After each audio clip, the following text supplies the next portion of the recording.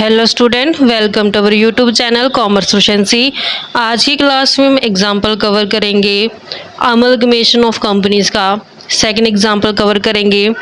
जो first example है वो हमने लास्ट क्लास के अंदर कंप्लीट कर लिया है। अगर अभी तक आपने लास्ट क्लास ही नहीं देखिए ताकि आपकी स्टडी में कंसिस्टेंसी बनी रहे। अगर अभी तक आपने मेरे यूट्यूब चैनल कॉमर्स प्रोफिशिएंसी को सब्सक्राइब नहीं किया, सब्सक्राइब कीजिए और बेल आइकन जरूर प्रेस कीजिए ताकि जब भी मैंने वीडियोस अपलोड करूँ सबसे पहले नोटिफिकेशन आपके पास जाए, आप वीडियोस को देखकर आपकी स्टडी बूस्टअप हो। स्टेटमेंट कवर करते हैं कि हमारे पास बैलेंस शीट गिवन है पी लिमिटेड और वी लिमिटेड की मार्च 2012 की 31 मार्च 2012 की बैलेंस शीट गिवन है, जहाँ पे पी लिमिटेड और वी लिमिटेड दोनों का ही हमें डाटा गिवन है बैलेंस शीट का। शेयर होल्डर फंड में इक्विटी शेयर कैपिटल है, preference share capital, general reserve, statutory reserve, profit and loss, non current liabilities में डिबेंचर्स है और करंट लाइबिलिटी है। असेट्स में नॉन करंट असेट्स गिवन है, करंट असेट्स गिवन है और लास्ट में अनअमोर्टाइज एक्सपेंसेस भी गिवन है। फर्दर इंफॉर्मेशन गिवन है कि 1 अप्रैल 2012 को पी लिमिटेड ने टेक ओवर कर लिया वी लिमिटेड को। तो पी लिमिटेड टेक ओवर करके बी लिमिटेड को, तो टर्म्स क्या रहेंगी कि जो पी लिमिटेड है वो अलॉट कर देगी 5000 फुल्ली पेड इक्विटी शेयर, 10 रुपये का ईच है एट पार पे दिए जाएंगे equity share holder of V limited को। तो यहाँ पे पी लिमिटेड है जो उसने बिजनेस टेक ओवर किया, तो पी लिमिटेड क्या है, ट्रांसफरी कंपनी है। वी लिमिटेड को टेक ओवर किया तो वी लिमिटेड को ना ट्रांसफरर कंपनी है। तो जब ट्रांसफरी कंपनी ने ट्रांसफरर कंपनी को परचेज कंसिडरेशन दिया है तो उसमें इक्विटी शेयर होल्डर को इक्विटी शेयर दे दिए 5000 फुल्ली पेड इक्विटी शेयर 10 रुपये ईच के हिसाब से। तो ये परचेज कंसिडरेशन के अंदर कंसीडर किया जाएगा। और पी लिमिटेड ने अलॉट कर दिए 165 fully paid 13% preference share 100 each preference share holder को। तो यहाँ पे 165 फुल्ली पेड प्रेफरेंस है, 100 रुपये के ईच है। तो ये भी परचेज कंसिडरेशन के अंदर कवर किए जाएंगे।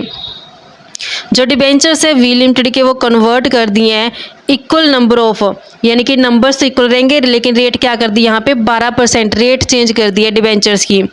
P limited as same denomination same रहेगा, बस रेट है जो इंटरेस्ट की वो चेंज कर दी गई है। You are inform that the statutory reserve of B limited are still to be maintain. जब यहाँ पे इसने ये बात बोल दी कि स्टैट्यूटरी रिजर्व मेंटेन किया जाएगा तो यहाँ से साफ साफ पता चलता है कि ये amalgamation in the nature of purchase है, क्योंकि amalgamation in the nature of purchase के अंदर स्टैट्यूटरी रिजर्व की जो आइडेंटिटी होती है वो प्रिजर्व करनी पड़ती है ट्रांसफरी कंपनी को। तो यहाँ पे इसने बोला कि स्टैट्यूटरी रिजर्व जो मेंटेन किया जाएगा, तो मतलब कि amalgamation in the nature of purchase है। You are required to prepare journal entry in the books of P limited. तो हमने पी लिमिटेड जो यहाँ पे पी लिमिटेड है वो ट्रांसफरी कंपनी है और वी लिमिटेड ट्रांसफर कंपनी है। तो हमने ट्रांसफरी और ट्रांसफर दोनों ही कंपनी के बुक्स के अंदर जर्नल एंट्री पास करनी है और बैलेंस शीट है जो पी लिमिटेड की वो प्रिपेयर करनी है, जो ये एडजस्टमेंट करने के बाद। तो यहाँ पे इसने बोल भी दिया कि हम अज्यूम करते हैं कि amalgamation the nature of purchase है। अगर ये बात ना भी बोल ले तो तब भी हमें साफ साफ पता चलता है कि ये amalgamation the nature of purchase है, क्योंकि स्टैट्यूटरी रिजर्व की आइडेंटिटी को प्रिजर्व किया गया है। तो अब हमने सबसे पहले परचेज कंसिडरेशन कैलकुलेट करना है। परचेज कंसिडरेशन कैसे कैलकुलेट करेंगे कि यहाँ पे पी लिमिटेड ने अलॉट कर दिया 5000 इक्विटी शेयर है, 10 रुपये का एज है, 5000 इंटू 10 करेंगे, 50,000 तो इक्विटी शेयर कैपिटल है और 165 इंटू 100 रुपये ईच के प्रेफरेंस है। तो 165 इंटू 100 करेंगे, 16500 की प्रेफरेंस शेयर कैपिटल है। तो टोटल हमारे पास दोनों को ऐड करके परचेज कंसिडरेशन कैलकुलेट हो जाएगा। तो परचेज कंसिडरेशन कैलकुलेट करते हैं सबसे पहले। तो परचेज कंसिडरेशन के लिए हमारे पास इंफॉर्मेशन गिवन है कि 5000 इक्विटी शेयर्स हैं और 10 रुपये का ईच है, तो टोटल 50,000 रुपये हो जाएगा। और 165 प्रेफरेंस शेयर्स हैं जो कि 100 रुपये का ईच है, तो ये 16500 हो जाएगा। टोटल 50,000 प्लस 16500 करेंगे, 66500 हमारे पास परचेज कंसिडरेशन है। परचेज कंसिडरेशन के बाद जर्नल एंट्री पास करते हैं। तो हमने जर्नल एंट्रीज है जो पास करनी है in the books of V limited. V limited कौन है? यहाँ पे ट्रांसफरर कंपनी है। ट्रांसफरर कंपनी है तो ट्रांसफर कंपनी की बुक्स के अंदर जर्नल एंट्री पास करेंगे। तो ट्रांसफ़र कंपनी क्या करती है? जितने भी असेट्स होते हैं वो रियलाइजेशन अकाउंट में ट्रांसफ़र करती है, जितनी लायबिलिटी होती है वो रियलाइजेशन अकाउंट में ट्रांसफ़र कर देती है। जब असेट्स ट्रांसफ़र की जाएंगी रियलाइजेशन अकाउंट में ट्रांसफरर कंपनी द्वारा, तो यहाँ पे फिक्स्ड असेट्स गिवन है 71,420 से और करंट असेट्स गिवन है 23,640 से। जो अनअमोर्टाइज एक्सपेंडिचर्स हैं ये इक्विटी शेयर होल्डर अकाउंट में ट्रांसफ़र किए जाएंगे। ये असेट्स के अंदर यानी कि रियलाइजेशन अकाउंट के अंदर इसको ट्रांसफ़र नहीं करेंगे। तो रियलाइजेशन अकाउंट में सिर्फ फिक्स्ड असेट और करंट असेट को ट्रांसफ़र करती हैं। एसेट्स का बैलेंस डेबिट होता है, लेकिन जब इसे रियलाइजेशन अकाउंट में ट्रांसफ़र करेंगे तो बैलेंस पलट के क्रेडिट हो जाएगा। तो जर्नल एंट्री जब पास करेंगे तो कैसे पास करेंगे? रियलाइजेशन अकाउंट डेबिट करेंगे, रियलाइजेशन अकाउंट डेबिट, और जो असेट्स है उन्हें क्रेडिट कर दिया जाएगा। 2 में फिक्स्ड असेट्स अकाउंट को और 2 में करंट असेट अकाउंट को क्रेडिट कर देंगे। करंट असेट्स अकाउंट क्रेडिट हो जाएंगे। फिक्स्ड असेट्स है हमारे पास 71,420 से और करंट असेट्स हैं 23,640 से। तो टोटल हमारे पास 95,060 रुपये जो रियलाइजेशन अकाउंट में ट्रांसफ़र कर दिया। अब नेक्स्ट हमने लायबिलिटी को रियलाइजेशन अकाउंट में ट्रांसफ़र करना है। लायबिलिटीज़ में हमारे पास नॉन करंट लायबिलिटी है जिसके अंदर 11% डिबेंचर जो कि 3,000 के हैं और करंट लायबिलिटी जो कि 9,810 रुपये से है। लायबिलिटी का बैलेंस क्रेडिट होता है, जब इसे रियलाइजेशन अकाउंट में ट्रांसफ़र करें तो बैलेंस पलट कर डेबिट हो जाएगा। तो इसके लिए जर्नल एंट्री पास करेंगे। ये फर्स्ट एंट्री असेट्स की, सेकंड एंट्री लायबिलिटी की। जब हम पास करेंगे तो लायबिलिटी जिसमें 11% डिबेंचर्स हैं तो 11% डिबेंचर्स अकाउंट को डेबिट करेंगे जो अमाउंट 3,000 रुपये से है। नेक्स्ट करंट लायबिलिटी है तो करंट लायबिलिटी अकाउंट को भी डेबिट करते हैं।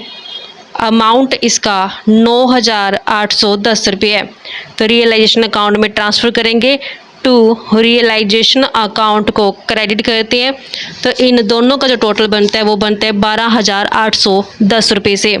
तो हमने यहाँ पे 12,810 रुपये टोटल रियलाइजेशन अकाउंट में ट्रांसफ़र कर दिया। नेक्स्ट एंट्री पास की जाती है परचेज कंसिडरेशन को ड्यू करने की।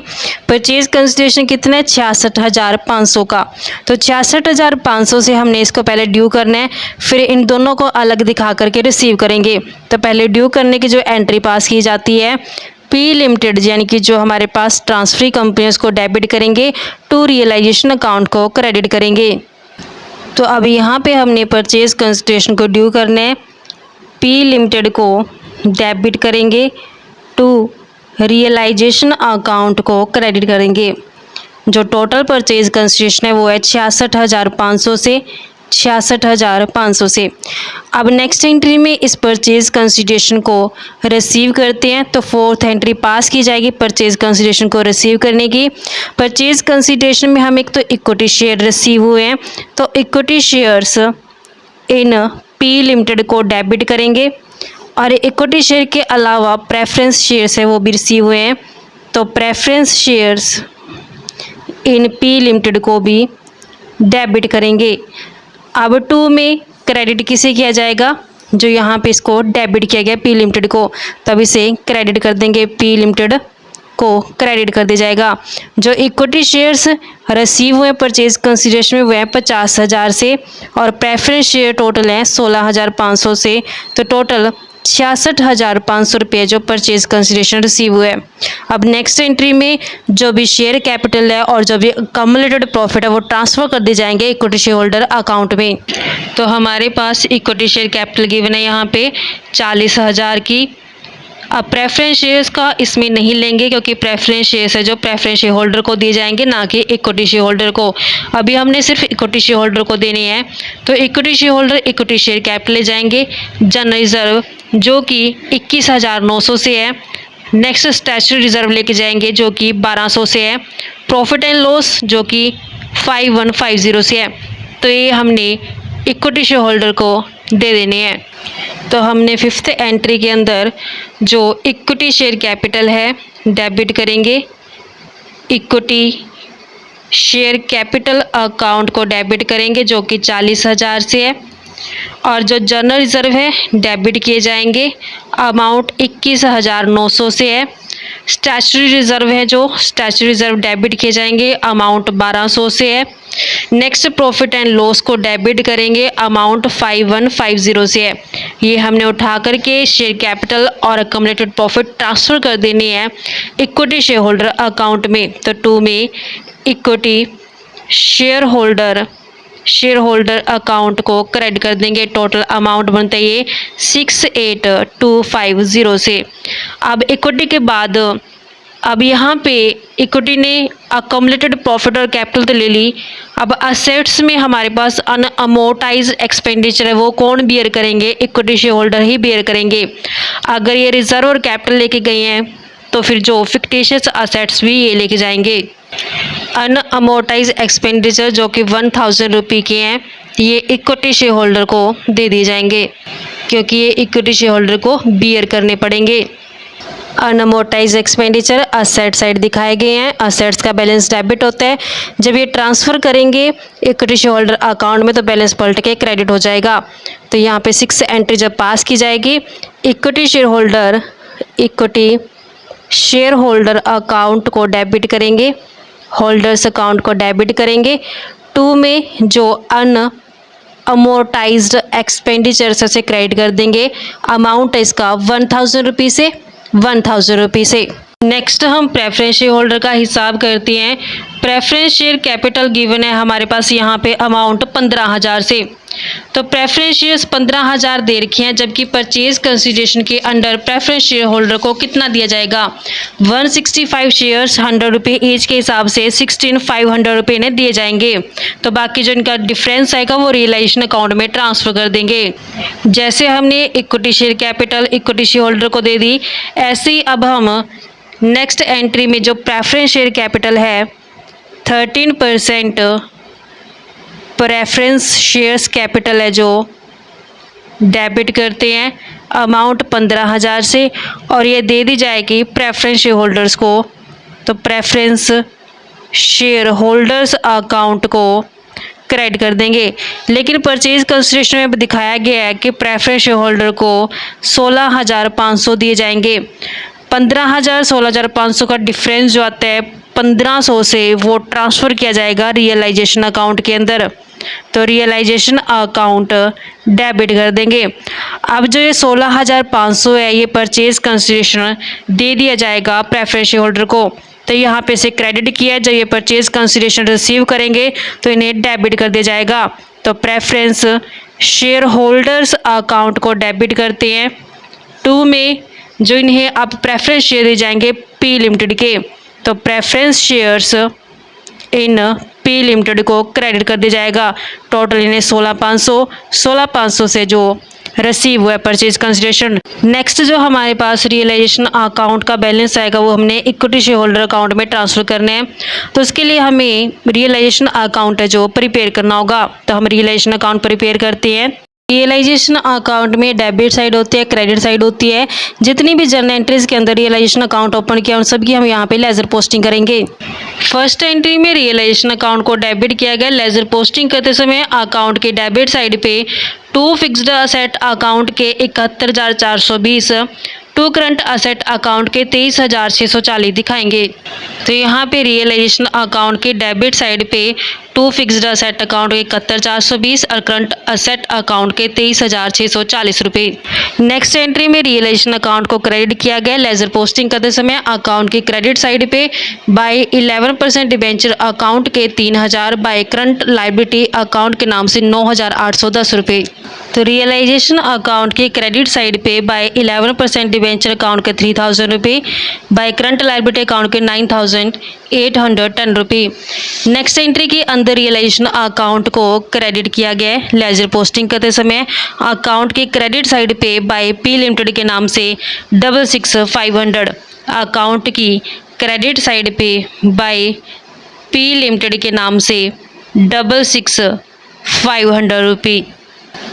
उसके अलावा जनरल एंट्री में चेक करते हैं कि क्या रियलाइजेशन अकाउंट ओपन है, तो यहाँ पे भी रियलाइजेशन अकाउंट ओपन नहीं किया गया, ना ही नेक्स्ट एंट्री में ना ही इस एंट्री में, लेकिन यहाँ पे रियलाइजेशन अकाउंट ओपन किया गया। तो रियलाइजेशन अकाउंट को डेबिट किया गया। लेजर पोस्टिंग करते समय अकाउंट के डेबिट साइड पे 2 प्रेफरेंस शेयर होल्डर अकाउंट के नाम से दिखाएंगे, लेकिन जितना अमाउंट रियलाइजेशन अकाउंट किया गया 1500, सिर्फ यही अमाउंट दिखाया जाएगा। तो हमने रियलाइजेशन अकाउंट की डेबिट साइड पे दिखाना है 2 प्रेफरेंस शेयर होल्डर अकाउंट के नाम से 1500 रुपये। इसके अलावा कोई भी यहाँ पे जनरल एंट्री रियलाइजेशन अकाउंट के रिगार्डिंग नहीं है। अब इसका अकाउंट है जो हम क्लोज करते हैं। रियलाइजेशन अकाउंट के डेबिट साइड का टोटल बनता है 96,560 से, और ये क्रेडिट साइड भी 96,560 दिखाएंगे, लेकिन जो इसका टोटल बनता है, इन तीनों का टोटल बनता है 79,310 से। तो ये इस साइड कम बैलेंस आ रहा है, तो बैलेंसिंग फिगर आएगी जब हम 96,560 से माइनस कर दें इसका टोटल जो कि 79,310 बनता है, तो बैलेंसिंग फिगर आती है 17,250 से। ये हमारे पास लॉस आया रियलाइजेशन अकाउंट से, इसे ट्रांसफ़र कर दिया जाएगा इक्विटी शेयर होल्डर अकाउंट में। तो यहाँ पे हम लिखेंगे by equity share holder account के नाम से। तो इसके लिए जनरल एंट्री कैसे पास करेंगे, रियलाइजेशन अकाउंट का जो लॉस आया ये ट्रांसफ़र कर दिया गया हमने इक्विटी शेयर होल्डर अकाउंट में, तो इसके लिए जनरल एंट्री पास की जाएगी equity share holder account debit to realisation account के नाम से 17,250 से। तो जनरल एंट्री पास करते हैं equity share holder account debit equity share holders account debit करते हैं टू रियलाइजेशन अकाउंट को क्रेडिट कर देंगे अमाउंट 17,250। अब नेक्स्ट हमने लास्ट एंट्री के अंदर क्या करना है, जो हमें परचेज कंसिडरेशन के अंदर पी लिमिटेड का जो इक्विटी शेयर होल्डर का हिस्सा मिला है वो इक्विटी शेयर होल्डर को दे दिया जाएगा। तो उसके लिए जनरल एंट्री पास करें, क्योंकि परचेज कंसिडरेशन जब इक्विटी शेयर होल्डर को रिसीव होगा तो equity share holder account debit करेंगे। तो इसके लिए जनरल एंट्री पास की जाएगी equity share holder account debit हो जाएगा, अकाउंट डेबिट हो जाएगा 2 में। अब इन इक्विटी शेयर होल्डर्स को क्या दे देने हैं, इक्विटी शेयर दे देने हैं पी लिमिटेड के। तो 2 equity shares in P limited को क्रेडिट कर देंगे शेयर इन पी लिमिटेड, क्योंकि अब लास्ट में परचेज कंसिडरेशन पे करके इक्विटी शेयर होल्डर को हिसाब क्लियर कर दिया जाएगा। परचेज कंसिडरेशन में जो इक्विटी शेयर को रिसीव होगा, इक्विटी शेयर होल्डर को रिसीव होगा वो 50,000 रुपये रिसीव होगा। तो यहाँ पे इक्विटी शेयर होल्डर डेबिट करेंगे 50,000 से, और ये 50,000 से इनको अब शेयर्स मिल चुके हैं पी लिमिटेड के। तो इसी के साथ ये जो अकाउंटिंग रिकॉर्ड था वो कंप्लीट होता है ट्रांसफ़र कंपनी की बुक्स के अंदर। अब नेक्स्ट हमने जनरल एंट्री पास करनी है ट्रांसफरी कंपनी की बुक्स के अंदर। तो ट्रांसफरी जो कि यहाँ पे पी लिमिटेड है, तो उसकी बुक्स में जनरल एंट्री पास करते हैं। तो यहाँ पे जनरल एंट्रीज़ जो पी लिमिटेड है उसकी बुक्स में करते हैं, ये ट्रांसफरी कंपनी है, ये हमारे पास ट्रांसफरी कंपनी है। तो ट्रांसफरी कंपनी क्या करती है, सबसे पहले बिजनेस परचेज करने की एंट्री पास करती है, जिसके लिए बिजनेस परचेज अकाउंट को डेबिट किया जाता है। तो बिजनेस परचेज अकाउंट को डेबिट करते हैं 2 में। जो लिक्विडेटर है ट्रांसफरर कंपनी का उसे क्रेडिट किया जाता है टू लिक्विडेटर ऑफ यहाँ पे जो ट्रांसफरर कंपनी है वो है वी लिमिटेड। तो जो टोटल परचेज कंसिडरेशन का अमाउंट है 66,500 यहाँ पे दिखा दिया जाएगा 66,500। यहाँ पे लिक्विडेटर को इसलिए क्रेडिट किया जाता है क्योंकि जब भी कंपनी लिक्विडेट होती है तो उस केस में लिक्विडेटर अपॉइंट किया जाता है, तो जिसका से यहाँ पे लिक्विडेटर को है जो क्रेडिट किया जाता है। नेक्स्ट एंट्री के अंदर जितनी भी असेट्स और लायबिलिटी टेक ओवर की गई हैं ट्रांसफरी कंपनी द्वारा, ट्रांसफर कंपनी की, वो सभी दिखाएंगे। जितनी असेट्स होगी उसे डेबिट कर दिया जाएगा, जितनी लायबिलिटी होगी उसको क्रेडिट कर दिया जाएगा। अब देखते हैं बैलेंस शीट के अंदर कि कितनी असेट्स है और कितनी लायबिलिटी जो टेक ओवर की गई हैं ट्रांसफरी कंपनी द्वारा, ट्रांसफर कंपनी की। जो असेट्स टेक ओवर की गई हैं, फिक्स्ड असेट जो कि 71,420 की है और करंट असेट जो कि 23,640 की है। असेट्स का डेबिट बैलेंस होता है, इसका असेट्स को डेबिट में दिखाया जाएगा। और जो लायबिलिटीज़ है, लायबिलिटीज़ में 11% डिबेंचर्स है और करंट लायबिलिटी है, ये दिखाई जाएगी। 11% डिबेंचर्स 3000 के और करंट लायबिलिटी 9810 की, तो लायबिलिटी को क्रेडिट किया जाएगा। तो असेट्स में हमारे पास फिक्स्ड असेट है, तो फिक्स्ड असेट अकाउंट को डेबिट करते हैं 71,420 से, और करंट असेट से जो अकाउंट को डेबिट करेंगे 23,640 से। लायबिलिटीज़ में 11% डिबेंचर्स अकाउंट है 3000 से, और नेक्स्ट करंट लायबिलिटीज़ है, अमाउंट करंट लायबिलिटी की 9810 से है। टू बिजनेस परचेज दिखाएंगे, टू बिजनेस परचेज अकाउंट यहाँ पे जो कि 66,500 से है। अब इसमें क्या होता है, परचेज मेथड के अंदर अगर बैलेंसिंग फिगर यहाँ आती तो गुडविल की आएगी, अगर बैलेंसिंग फिगर यहाँ आती तो ये कैपिटल रिजर्व की आएगी। तो अब इस बार बैलेंसिंग फिगर यहाँ क्रेडिट में आ रही है, तो ये बैलेंसिंग फिगर कैपिटल रिजर्व की आएगी। तो कैपिटल रिजर्व को यहाँ पे हमने दिखाना है बैलेंसिंग फिगर, इसमें से ये माइनस करके कैलकुलेट की जाएगी। 15,750 की बैलेंसिंग फिगर जो ये कैपिटल रिजर्व की है। नेक्स्ट एंट्री के अंदर परचेज कंसिडरेशन पे किया जाता है, तो यहाँ पे हमने लिक्विडेटर ऑफ वी लिमिटेड को क्रेडिट किया है, तो जब ये परचेज कंसिडरेशन रिसीव करेगा तो इसे डेबिट कर दिया जाएगा। तो लिक्विडेटर ऑफ वी लिमिटेड को डेबिट करेंगे, किसे टोटल 66,500 दिया गया है, जिसमें से इक्विटी शेयर कैपिटल है, इक्विटी शेयर कैपिटल है अमाउंट 50,000 का, और नेक्स्ट इसे 13% प्रेफरेंस शेयर कैपिटल दी गई है, प्रेफरेंस शेयर कैपिटल दी गई है अमाउंट 16,500 की। तो ये हमने लिक्विडेटर ऑफ वी लिमिटेड को है जो परचेज कंसिडरेशन पे कर दिया। नेक्स्ट एंट्री में हमने जो डिबेंचर्स है, यहाँ पे जो डिबेंचर्स है 11% डिबेंचर्स को हटा करके कहते कि 12% डिबेंचर्स है जो कन्वर्ट कर दिया, तो इसको हटाएंगे। यहाँ पे क्रेडिट किया गया, तो इसको हटाने के लिए क्या कर दिया, अब डेबिट कर दें। तो 11% डिबेंचर्स अकाउंट को डेबिट कर देंगे 2 में। अब जो रेट है वो 12% में कन्वर्ट कर दी, जैसा कि हमें यहाँ पे एडजस्टमेंट में गिवन भी है कि जो रेट है वो 12% से कर दी गई है, लेकिन डिनोमिनेशन सेम रहेगा, डिनोमिनेशन के अंदर कोई चेंज नहीं किया जाएगा। तो अब यहाँ पे डिबेंचर ये 12% की रेट्स हो गए हैं, तो 2 में 12% डिबेंचर अकाउंट को दिखाएंगे। डिनोमिनेशन पहले 3,000 का था, अब भी 3,000 का ही रहेगा, ये सेम डिनोमिनेशन है जो रहेगा। और जो लास्ट में स्टैट्यूटरी रिजर्व है जो उसकी आइडेंटिटी प्रिजर्व की जाती है ट्रांसफरी कंपनी द्वारा, तो उसके लिए जर्नल एंट्री पास की जाती है।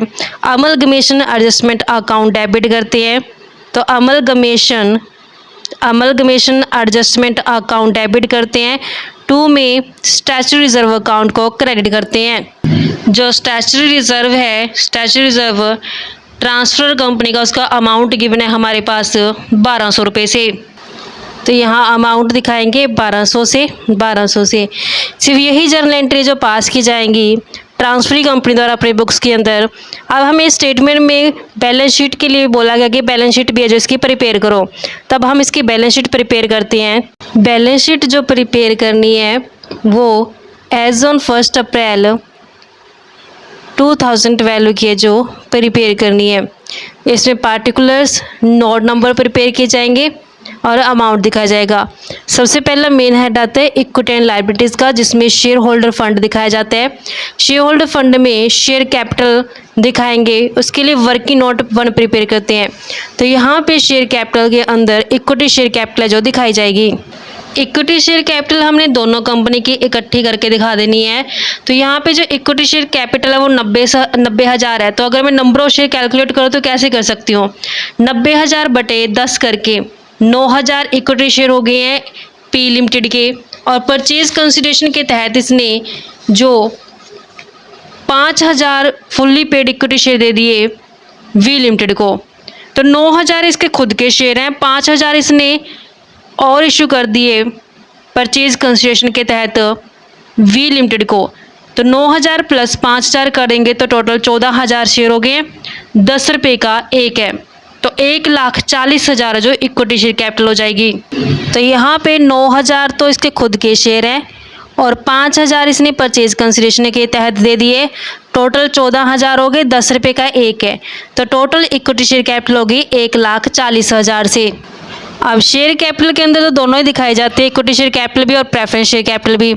अब हमने प्रेफरेंस शेयर कैपिटल दिखाने कितनी बनती है, तो 13% प्रेफरेंस शेयर कैपिटल के दिखाएंगे कितने रुपए बनेंगे। पी लिमिटेड के पास खुद के पास तो कोई प्रेफरेंस शेयर नहीं है। अब इसने परचेज कंसिडरेशन के अंडर जरूर दिए हैं 165 प्रेफरेंस शेयर्स 100 रुपये ईच, तो टोटल 16,500 प्रेफरेंस शेयर कैपिटल जो हो जाएगी। प्रेफरेंस शेयर कैपिटल 165 शेयर्स है, 100 ईच है, तो टोटल 16,500 हो जाएगा। तो शेयर कैपिटल में इक्विटी प्लस प्रेफरेंस दोनों की कैपिटल को ऐड कर देते हैं, तो हमारे पास बनता है 156,500 रुपये से। ये हमने शेयर कैपिटल के अंदर दिखा देनी है 156,500 रुपये, 1,56,500 रुपये जो शेयर कैपिटल होगी। नेक्स्ट आता है हमारे पास reserve and surplus. Reserve and surplus, reserve and surplus के लिए सेकंड वर्किंग नोट प्रिपेयर करेंगे। तो हमारे पास यहाँ पे सेकंड नोट के अंदर रिजर्व एंड सरप्लस दिखाते हैं। सबसे पहले हमने यहाँ पे कैपिटल रिजर्व दिखाना है। कैपिटल रिजर्व ये वो रिजर्व है जो यहाँ पे बैलेंसिंग फिगर कैलकुलेट करके आया था। जब असेट्स और लायबिलिटी को टेक ओवर किया था तो यहाँ पे बैलेंसिंग फिगर 15,750 कैपिटल रिजर्व की आई थी। कैपिटल रिजर्व के 15,750 रुपये। उसके बाद जितने भी रिजर्व्स हैं ट्रांसफरी कंपनी के वो दिखाए जाएंगे। यहाँ पे सिर्फ स्टैच्यूटरी रिजर्व है जो ट्रांसफर कंपनी का लिया जाएगा, बाकी को और कोई रिजर्व है जो ट्रांसफर कंपनी के नहीं लिए जाएंगे, क्योंकि ये amalgamation the nature of purchase है। तो यहाँ पे ट्रांसफरी कंपनी के पास जनरल रिजर्व है 43,200 के, स्टैट्यूटरी रिजर्व इसका खुद का है 2700, प्लस इसमें जो ये स्टैच्यूटरी रिजर्व है ट्रांसफर कंपनी का भी ऐड कर दिया जाएगा 1200, क्योंकि स्टैच्यूटरी रिजर्व है जो लिया गया है ट्रांसफरी कंपनी द्वारा ट्रांसफर कंपनी का, इसके अलावा और कोई रिजर्व है जो नहीं लिया गया। इस कारण से दोनों ही स्टैच्यूटरी रिजर्व है जो ऐड करके दिखाए जाएंगे। नेक्स्ट प्रॉफिट एंड लॉस सिर्फ ट्रांसफरी कंपनी का लिया जाएगा 7,450 से।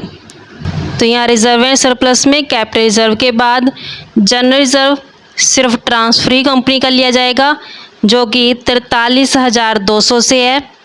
नेक्स्ट स्टैट्यूटरी रिजर्व है जो दोनों ही कंपनियों का ऐड करके दिखाएंगे हम यहाँ पे 2700 प्लस 1200 करके, तो टोटल 3900 स्टैट्यूटरी रिजर्व का।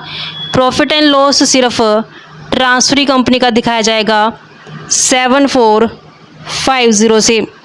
अब इनका टोटल करते हैं तो हमारे पास 7,0300 है जो टोटल बनता है रिजर्व एंड सरप्लस का।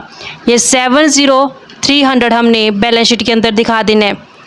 7,0300 हमारे पास रिजर्व एंड सरप्लस का टोटल आया है। तो अब इन दोनों का टोटल करके हमने दिखाना है 1,56,500 प्लस 70,300 का टोटल करेंगे तो 2,26,800 बनता है। नेक्स्ट हमारे पास आता है non current liability. Non current liabilities में हमारे पास लॉन्ग टर्म ब्रोविंग्स है। लॉन्ग टर्म ब्रोविंग्स यानी कि जिसके अंदर हमने डिबेंचर्स दिखाने हैं। जो डिबेंचर्स टेक ओवर किए गए हैं वो पहले 11% थे, उसको कन्वर्ट कर दिया 12% में, तो 3,000 के डिबेंचर दिखाए जाएंगे। तो इसके लिए हम यहाँ पे थर्ड वर्किंग नोट प्रिपेयर करते हैं लॉन्ग टर्म ब्रोविंग्स के नाम से, जिसके अंदर 12% डिबेंचर्स जिसका अमाउंट 3,000 रुपये से है।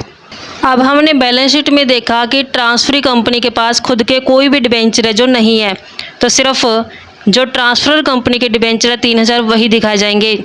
तो यहाँ पे डिबेंचर्स 3,000 दिखाए जाएंगे। वर्किंग नोट थर्ड के अंदर आते हैं। नेक्स्ट दिखाएंगे करंट लायबिलिटीज़ को। करंट लायबिलिटीज़ बैलेंस शीट के अंदर जो गिवन है, करंट लायबिलिटी है जो 18,380 तो पी लिमिटेड की है, और करंट लायबिलिटी है जो वी लिमिटेड की वो है हमारे पास 9,810। तो दोनों को ऐड करके दिखाएंगे। टोटल बनता है 28,190 से। इसके अलावा और कोई भी लायबिलिटी नहीं है। क्लोज करते हैं तो टोटल बनेगा इसका 257,990। ये हमारे पास इक्विटी एंड लायबिलिटीज़ का टोटल बनता है। अब नेक्स्ट हमारे पास आती हैं असेट्स। असेट्स में सबसे पहले जो आएगी वो आएगी non current asset. Non current assets को दिखाया जाएगा, उसके लिए हम वर्किंग नोट बनाएंगे 4th। फिक्स्ड असेट्स जो टोटल कर देंगे पी और वी लिमिटेड दोनों की 1,16,500 पी लिमिटेड की है और 71,420 वी लिमिटेड की है। नेक्स्ट हमने अदर नॉन करंट असेट्स के अंदर दिखाएंगे, एक तो ये अनअमोर्टाइज एक्सपेंडिचर इसके खुद के पड़े हैं पी लिमिटेड के 3,000 से, और दूसरा कि जो अमलगमेशन एडजस्टमेंट अकाउंट है जो स्टैट्यूटरी रिजर्व को मेंटेन करते हुए बनाया गया था, तो वो अमलगमेशन एडजस्टमेंट अकाउंट को भी दिखाया जाएगा। तो यहाँ पे वर्किंग नोट प्रिपेयर करेंगे। नॉन करंट असेट्स के अंदर फिक्स्ड असेट्स दिखाएंगे, ये दोनों ही कंपनी के ऐड करके दिखा देंगे। पी लिमिटेड और वी लिमिटेड की 81,920 बनती है। अदर नॉन करंट असेट्स में अमलगमेशन एडजस्टमेंट अकाउंट दिखाएंगे, और दूसरा जो अनअमोर्टाइज एक्सपेंडिचर ये इसके खुद के ट्रांसफरी कंपनी के यानी कि पी लिमिटेड के पड़े हैं बैलेंस शीट के अंदर 3,000 से। अमलगमेशन एडजस्टमेंट अकाउंट के अंदर जो हमने स्टैट्यूटरी रिजर्व की एंट्री पास की थी वो दिखाएंगे। जो हमने यहाँ पे एंट्री पास की थी amalgamation adjustment account debit to statutory reserve account के नाम से, तो अमलगमेशन एडजस्टमेंट अकाउंट के 1,200 रुपये दिखाए जाएंगे बैलेंस शीट के अंदर। तो हमने यहाँ पे 1,200 रुपये दिखाने हैं। तो टोटल जो बनता है इसका वो बनता है 192,120 से। ये अब हमने बैलेंस शीट के अंदर दिखा देने हैं, तो बैलेंस शीट में दिखाएंगे से 192,120 से। नेक्स्ट हमारे पास आते हैं करंट असेट्स। करंट असेट्स भी दोनों ही कंपनी की टोटल करके दिखाई जाएगी। करंट असेट हमारे पास गिवन है 42,230 पी लिमिटेड की और 23,640 वी लिमिटेड की, दोनों को ऐड करके दिखाएंगे। तो टोटल बनता है इसका 65,870 रुपये से। 65,870 ये करंट असेट्स का टोटल है। अब इसका ग्रैंड टोटल करते हैं। टोटल असेट्स बनती है 257,990 से। 257,990 असेट्स का टोटल है और इक्विटी एंड लायबिलिटी का भी 257,990 है। तो इस तरीके से हमारे पास बैलेंस शीट है जो टैली हो जाती है। तो इस तरीके से बच्चों हमारे पास ये प्रैक्टिकल क्वेश्चन बनता था सेकंड। आई होप क्या क्लियर हो गया है।